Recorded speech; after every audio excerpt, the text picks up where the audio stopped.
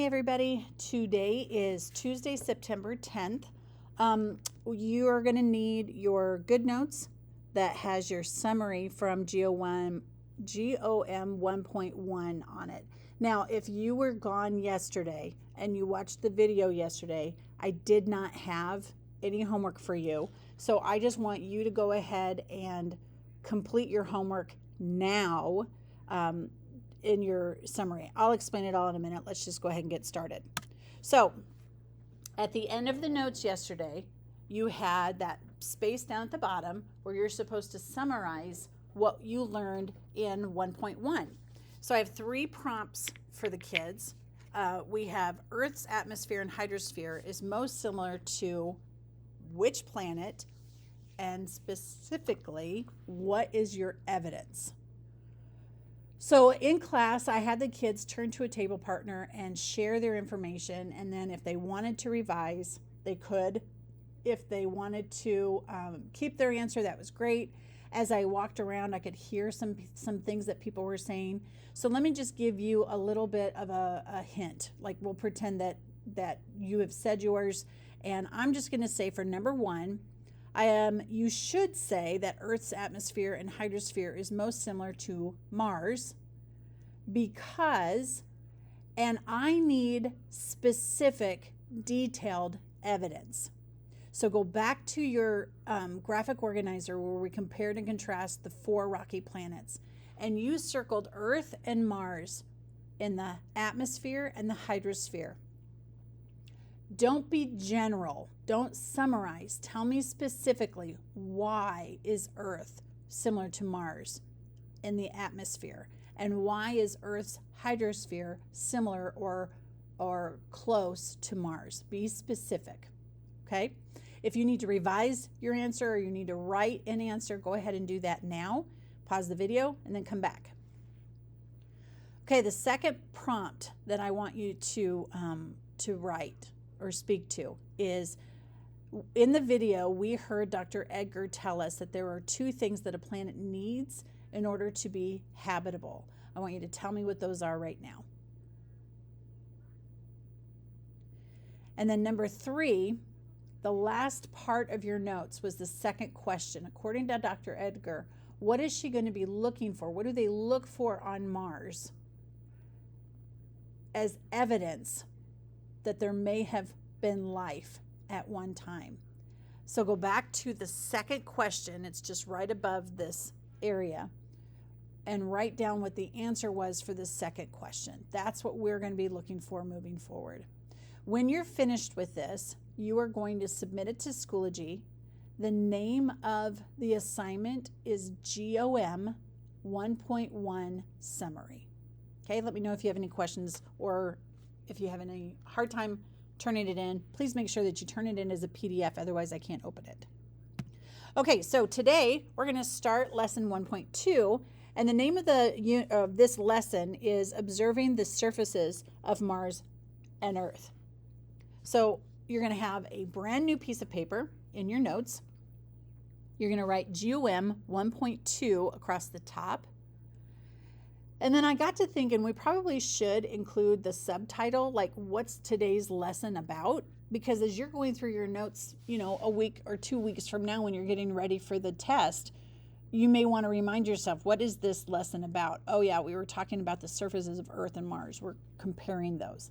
And then don't forget to put today's date on the top right. When you're ready, go ahead and hit continue and keep going with the video. Okay, so the first thing we're going to do is we're going to explore the surface of Mars. I was so excited to talk to the kids about this. It's a really fun activity. I think you're going to like it a lot.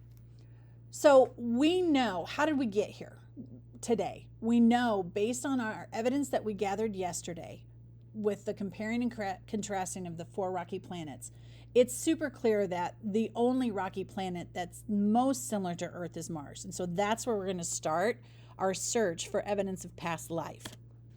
I want you to write down the unit question again. Now, we're going to continue to do this throughout the lessons because the unit question is like the overarching question. And everything we do in class is to answer this question. And the thing is, there's multiple answers to this question. So for example, your unit question is, how can we search for evidence that other planets were once habitable? Well, we found out yesterday that we need to look for planets that have similarities to Earth. Okay, great. Now what? So we're going to generate another question later on, and that's going to be our chapter question.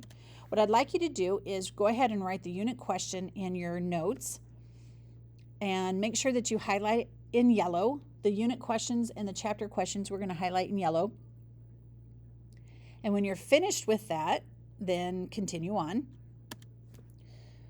So yesterday we were watching this video and we saw the planetary geologists looking at satellite images of the surface of Mars, and they're looking for evidence of past liquid water.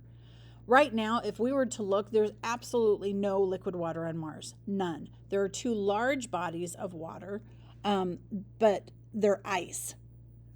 But that might have been different in the past. Remember, we talked yesterday that if the temperature on Mars was a little bit warmer, the ice would have been liquid. It would have melted. Like, it would have been liquid. And now that it's cold, now it's ice. And so we kind of have that question, was there ever a point in time where it was hot enough that it could have been liquid water? We're looking for evidence of liquid water interacting with rocks. So on Earth, flowing water shapes land and creates unique features. If you look at that screen capture at the top, we remember in the video she was standing in like this river, right? And the water is flowing, and you can clearly see how the water has changed the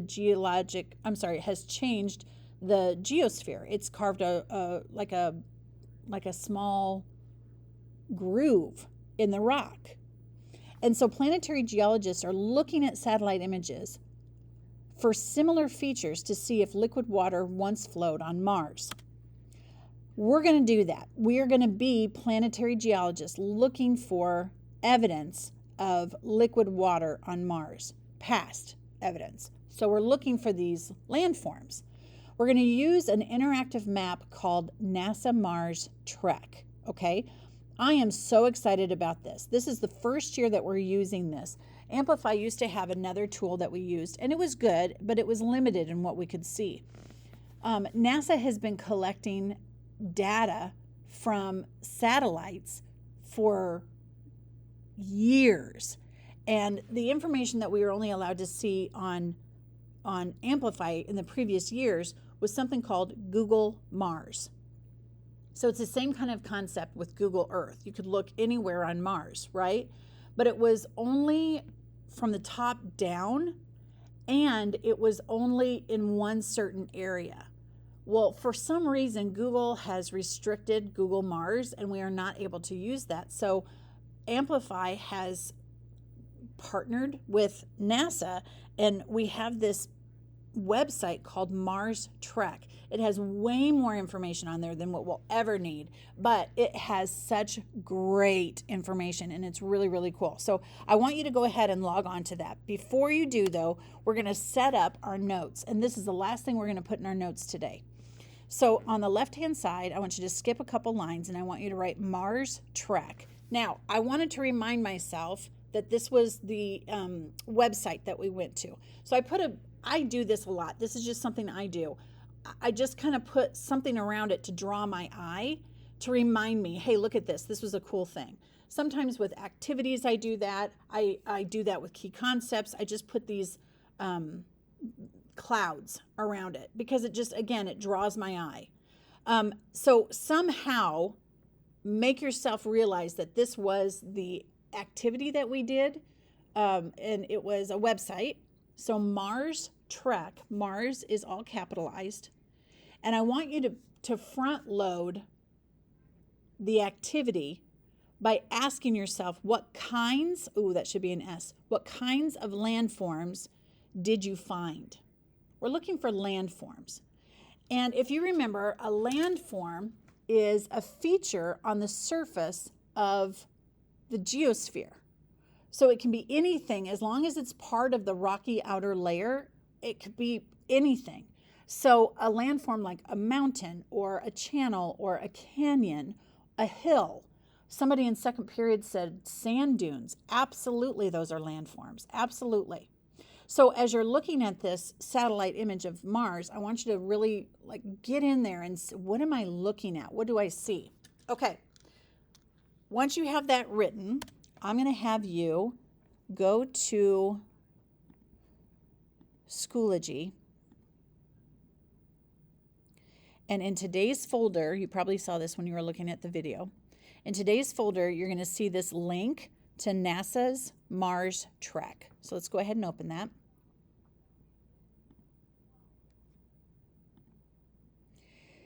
And I want to show you specifically just a couple things that might help you navigate. Like I said, this is so cool, complex. There's a lot of information on here that other planetary geologists look at, other geologists, teachers, professors, all kinds of people. This is not, oh, please don't do this to me. Oh, no. Okay, great. Here we go. So once you're in, I'm going to point out a couple things for you. I'm just going to pull this tab and make that separate so that's all we see. In the four corners, you see that I've got different tools, okay? This menu, you're not going to use.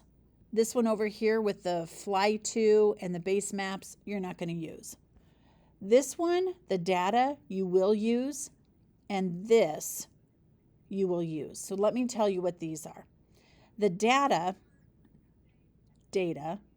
you'll have three different areas. You've got search, you've got layers, and you've got downloads. The search is going to take you to different locations on Mars. You will definitely use this, and I want you to look at this. It says displaying 1 to 30 of 2,038 results. Tons for you to look at. Really, really cool. Now, the layers, if you look at multiple things at the same time, it's going to layer it. It gets really muddy because we don't know exactly what we're looking for. It's done more for the purpose of data collection than for anything else. So don't create a layer. And the downloads, we don't need that at all. It'll just take up space on your iPad, so don't download anything. I'm going to get out of here. And I think actually there was one thing I thought maybe we could look at. Here, I told you we weren't going to need the menu, but I think I'm going to show you this because I remember seeing this. In the menu right here, it says screen capture. You can screen capture and it'll be a high definition picture. It'll be a really good picture. Probably you can do that, or you can just go ahead and just like take a picture of your screen, right? Take a screenshot of whatever. Because when you're looking for landforms, it might be better for you to take a screenshot and put that in your notes as opposed to trying to draw them to remind yourself what you saw. So just an idea. And then over here on the lower left, we've got all of these different choices. This here is called the reset. It's going to take you back to where you started. This is a zoom in, zoom out, but I'm going to tell you on your iPad, it's easier for you just to pinch with your fingers. So you can navigate that way a lot easier. And this globe is something called projections, okay? The globe is going to show you different views. Right now, we're on a projection that makes it two-dimensional. So it's like the globe is flattened out. The round planet is flattened out. So that's what we see. I want you to choose the 3D globe. And you can see that this makes it three-dimensional. I'm just hitting my zoom out so that you can see it. And I can spin it and I can look all over the place. Okay, here's the great thing. If you are looking and you're zooming in and you're kind of all over the place and you don't know exactly where you are and you kind of lost your place, come over here to the reset button. It's this house. Click that and it's going to take you to where you originally started. Okay, and then this right here, once you're in the three-dimensional, it'll bring up this game console, this little gaming piece, whatever. We don't have whatever software is attached to that, so you don't even have to mess with that. It's kind of a pain in the rear end, actually. Okay, so let's go back to the globe. I want to show you the North Pole. By the way, as I'm doing this, if you want to do a split screen, if you haven't already, and then you can kind of work with me while I'm doing it, that would be awesome. So what I did is I went to the globe. I clicked on, I'm going to go back to my original. I clicked on the North Pole. And so this is showing the North Pole. And if you remember, Mars has ice at its poles. And so this is a pretty significant area of ice. Pretty awesome. So you can see how big that is. Go back to the globe, and now let's take a look at the South Pole. And we can still see there's a pretty large collection of ice, but it's not nearly as big as the North Pole. Okay? I want you to play around with this. I really do. But there's an area that specifically I want you guys to pay attention to. So let's do this first, and then you can mess around with this as much as you want. Okay, so we're back in the globe view. I'm going to grab my globe, and I'm just going to turn it a little bit. And as I am looking, I'm noticing, do you see these 3 dots here? It kind of, I mean, they're all 3 in a row. That's really interesting. And then I have this kind of thing right here up. I don't know if you can see my arrow, but up kind of on the top left, you know, directly to the left and up from those 3. Those look like really interesting landforms, and I kind of want to look at them, but it's hard to see them in this view. So come up here to the data. I say data, you could say data, whatever. And you're going to click that and scroll down just a little bit, and you will see the very first colored box. It's called MGS, MOLA, and Mars Express Color Hillshade Blend. We're going to click that, and it tells us what it is, what it does, lots of information. But it says that this represents more than 600 million measurements gathered between, this is amazing, look at this, more than 600 million measurements gathered between 1999 and 2001. So we're going to come down here and we're going to add it. And it should color your globe. And then I'm going to come up and I'm going to exit out just so I can focus on the globe. I wish they had a key so you understood what this color was. So I'm going to try and explain it to you, okay? So this is showing elevation. So the highest elevation is going to be white. And so I'm going to zoom in a little bit here into these areas. And you can see I've got white at all 3 of these hills, mountains, and then this one right here.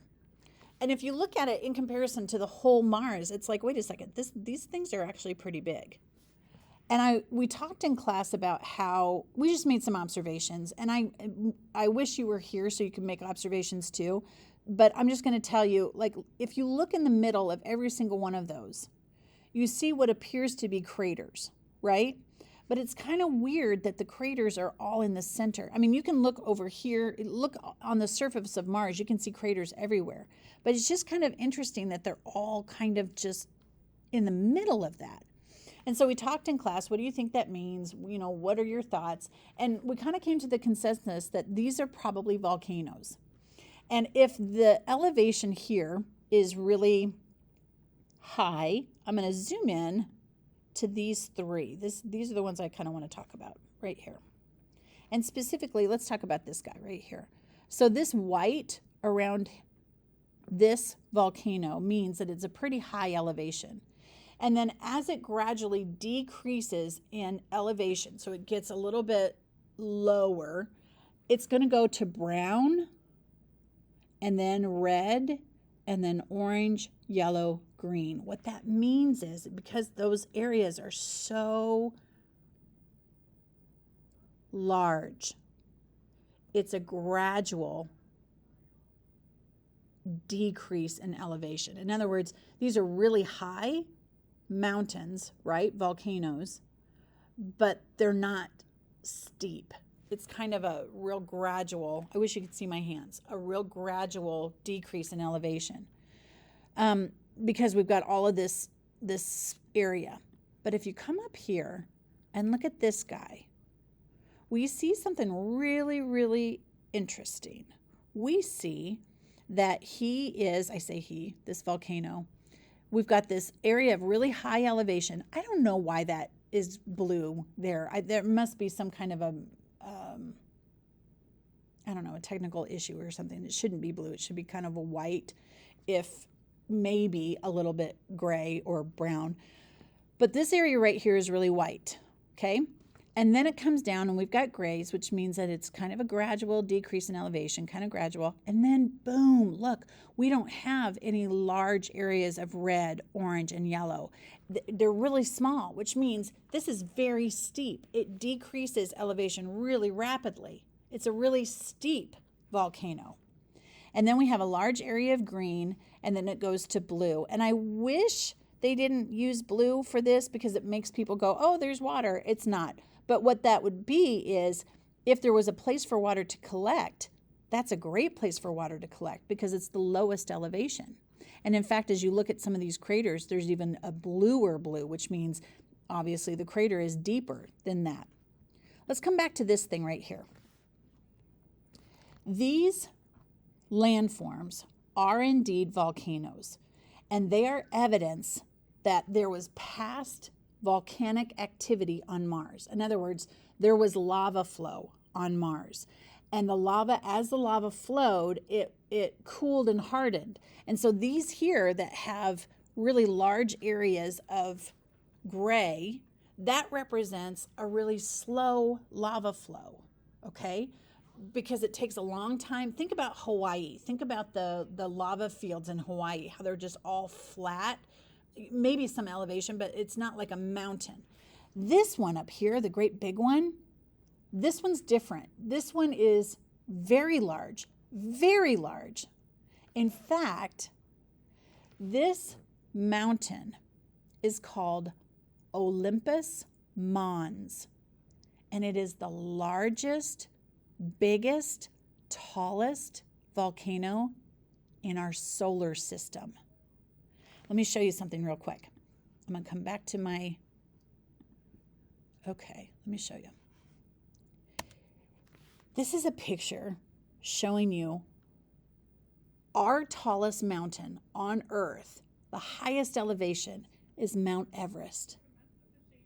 And actually in Hawaii, the Hawaiian Islands are volcanic mountains. Mauna Kea is like one of the islands, and it's actually from its base to the top, it's actually larger than Mount Everest, but they don't count it because the majority of it is underwater. So it's technically not the highest elevation. Look at Olympus Mons compared to Mount Everest. It's huge. And you can kind of understand looking at this cross section what I mean, where this up on top is a high elevation. So that was what was white. But then we have this huge crater in the middle. And that's where the lava flow came from. It almost appears as if it sort of erupted and blew the top of that off. Olympus Mons is so large that if we could pluck it off of Mars and put it on top of the country of France, that kind of darker, that darker circle inside France, that's Olympus Mons. That's how big it is. It's huge. Okay, so let's go back to our tool here. These are landforms. And so obviously we're going to write down that we see volcanoes. But I want you to kind of now zoom in, and I want you to sort of focus in this area here. There's so much to look at, so much to look at. And I'm going to let you just explore. And then tomorrow we're going to start our class discussing and talking what kinds of landforms did you see, and do you think they were formed by volcanoes or by lava flow or by water? Okay? All right. Have a great day.